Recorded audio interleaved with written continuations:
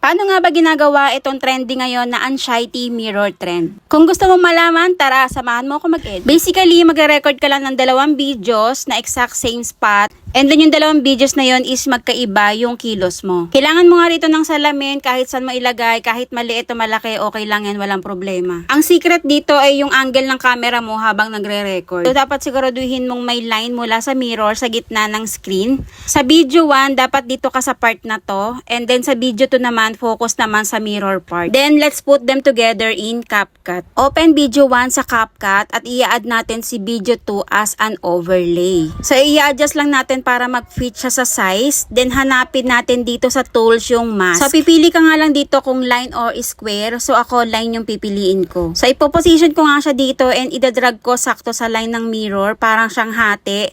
And then press and drag ang white button para mag-blend yung layers. And that's it. Ready to export na to. And tips lang, make sure na parehas yung lightning sa parehong video at wag gagalawin ng phone mo habang nagre-record ka. O diba, sobrang dali lang. Alam ko kayang-kaya mo din to, kaya good luck.